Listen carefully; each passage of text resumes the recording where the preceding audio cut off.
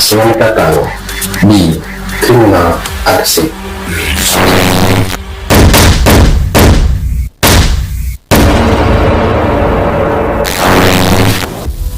Kali ini saya akan membahas satu lagi kasus pembunuhan yang terjadi di Kota Bekasi, Jawa Barat pada tahun 2018. Tapi sebelum lanjut ke pembahasan, jangan lupa untuk subscribe, like, dan juga aktifkan tombol notifikasinya agar kalian tidak ketinggalan video-video terbaru yang saya bagikan, serta coretkan komentar positif kalian agar kita bisa berbagi pendapat.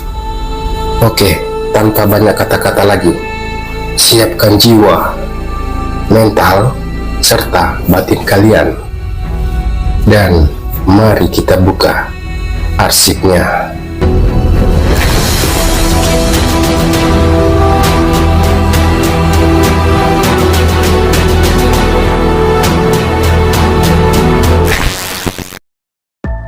Apakah kalian pernah mendengar atau melihat di media satu kasus pembunuhan yang terjadi di Jalan Bojong Nangka 2, Kelurahan Jatirahayu, Kecamatan Pondok Melati, Kota Bekasi, Jawa Barat, dan korbannya satu keluarga, yaitu suami, istri, dan 2 orang anaknya.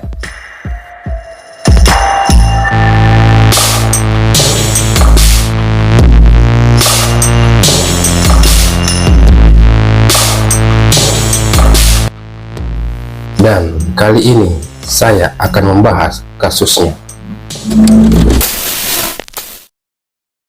Daperu Menggolan merupakan salah satu siswa angkatan 2004 di SMA Budi Murni 2, Medan.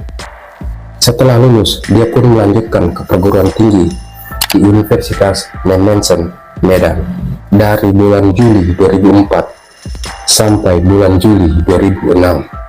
Setelah itu, Daperu memilih untuk ke Riau dan bekerja sebagai karyawan di salah satu perusahaan kelapa sawit, dan di sana dia menekuni ilmu agama di gereja GPDI Mahanaim, Riau. Selain menjadi jemaat, Daperu pernah menjadi pimpinan puji-pujian dan sekali-sekali melayani acara ibadah pemuda. Dan dari acara-acara itulah Daperu bertemu dengan pujaan hatinya, yaitu Maya Sophia Ambarita, dan menjalin sebuah hubungan yang spesial. Singkat cerita, mereka memutuskan untuk menikah di tahun 2008 dan memilih untuk tinggal dan merantau di ibu kota, dan tinggal di salah satu rumah kontrakan di daerah Bojonggede, Kota Bogor. Dan di sana Daperu bekerja sebagai supir bus Transjakarta, sedangkan Maya bekerja sebagai staf administrasi di salah satu perusahaan swasta selama 3 tahun. Dari pernikahan yang dijalani, mereka berdua dikaruniai 2 orang anak, yaitu Sarah dan Arya Nenggolan. Pada tahun 2012, kakak Daperu yang bekerja sebagai manajer wholesale engagement di PT Sampurna membeli rumah kontrakan yang berjumlah 28 pintu di Kota Bekasi. Karena pengurus kontrakan sebelumnya sudah berhenti bekerja, akhirnya Daperu diminta oleh kakaknya untuk mengurus kontrakan, dan dia pun langsung membawa istri dan kedua anaknya ke Bekasi dan tinggal di salah satu rumah kontrakan milik kakaknya itu. Semuanya berjalan lancar. Kebahagiaan keluarga kecil Daperu dan Maya sangat dalam. Namun tak disangka, petaka merenggut kebahagiaan keluarga mereka serta nyawa mereka. Satu keluarga ini ditemukan tak bernyawa dan bersimbah darah di rumah kontrakan yang mereka tinggali.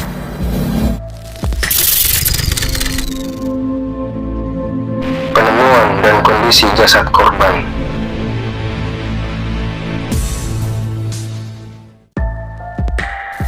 Warga Jalan Bojong Nangka 2 RT 2 RW 7, Kelurahan Jatirahayu, Kota Bekasi, digegerkan dengan penemuan mayat satu keluarga di salah satu rumah pada hari Selasa, tanggal 13 November tahun 2018.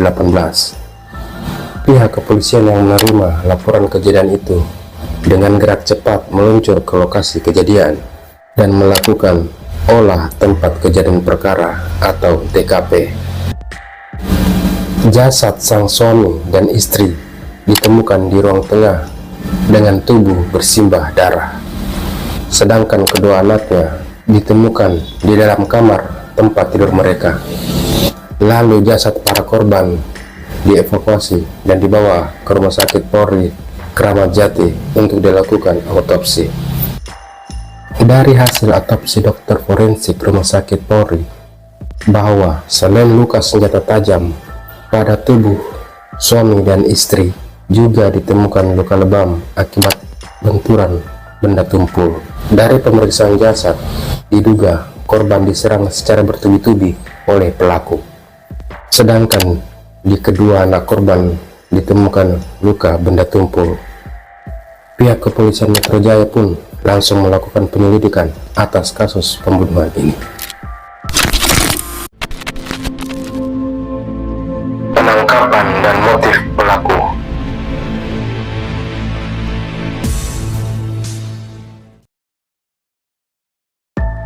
Setelah melakukan penyelidikan mendalam dan pemeriksaan barang bukti serta saksi-saksi yang dekat dengan korban, pihak polisi dapat menyimpulkan satu terduga pelaku dalam kasus ini.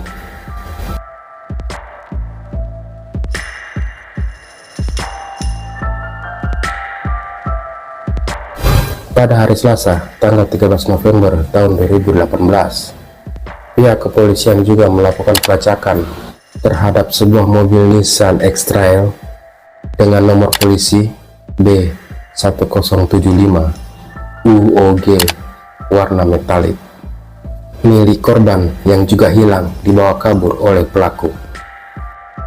Lalu pada hari Rabu, tanggal 14 November tahun 2018, sekitar pukul 2 siang, polisi dapat menemukan mobil korban yang terparkir di salah satu rumah indekos di daerah Cikarang, yang ternyata merupakan tempat indekos pelaku.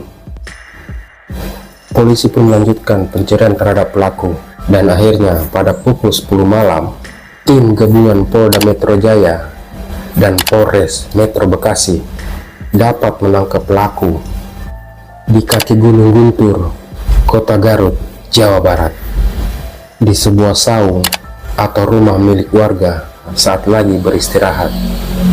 Setelah dilakukan penangkapan, polisi juga melakukan penggeledahan, dan di tas pelaku polisi menemukan kunci mobil X-Trail milik korban, uang tunai 4 juta, dan sebuah handphone.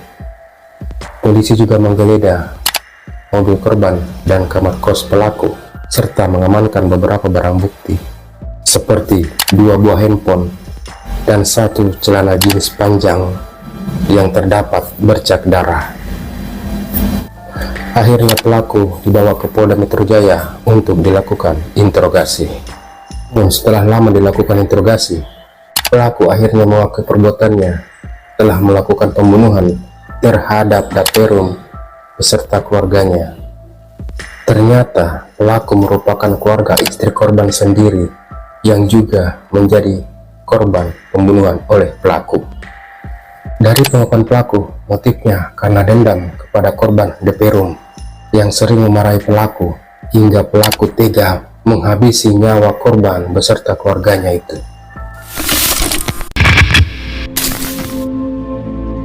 Kronologi kejadian.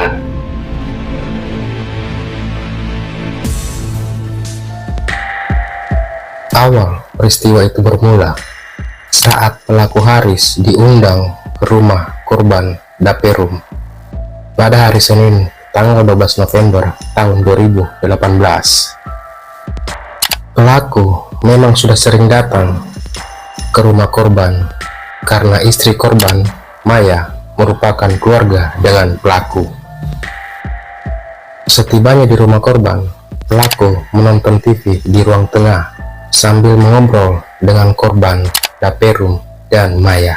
Tak lama berselang, Haris ditanya oleh Daperum, apakah pelaku mau nginap atau tidak?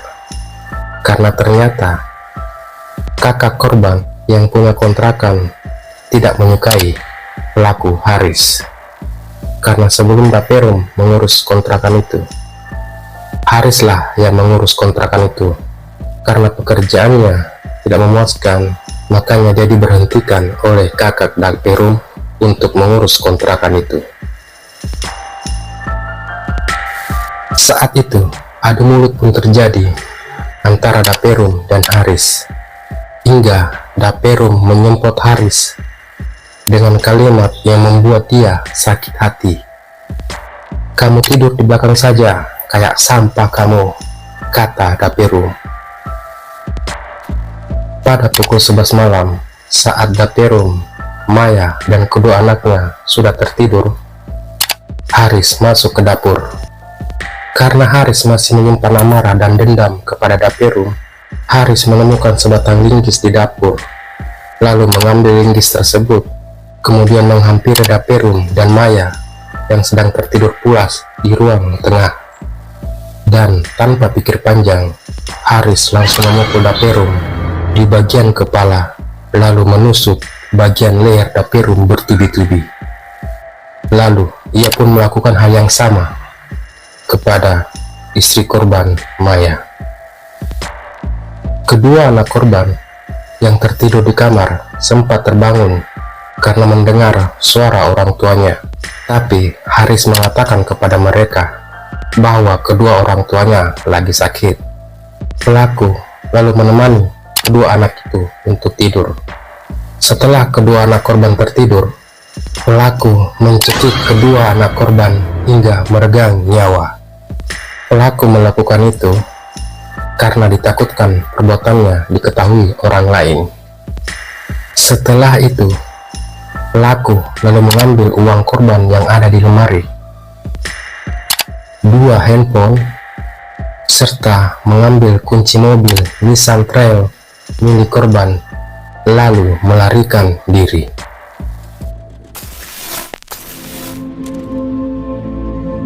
Hukuman berat menanti.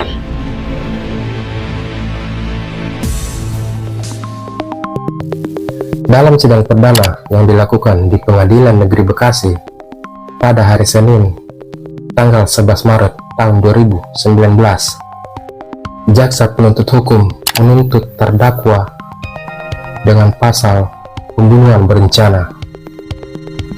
Tak hanya itu, pelaku juga didakwa dengan pasal pencurian karena membawa kabur sejumlah barang korban, yaitu handphone, uang, serta mobil Nissan Trail milik korban.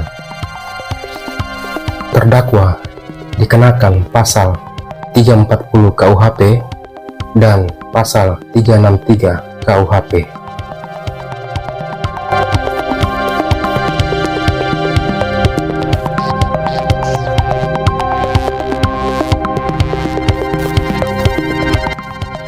Setelah melalui serangkaian sidang, akhirnya dalam sidang pembacaan vonis pada hari Rabu tanggal 31 Juli tahun 2019, Majelis Hakim Pengadilan Negeri Bekasi akhirnya menjatuhkan vonis hukuman mati kepada pelaku.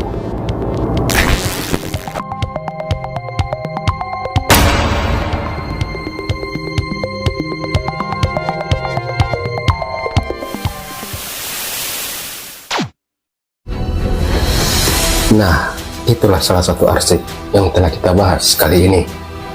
Semoga kalian meresapi kisahnya, mengambil hal positif dari kejadian itu.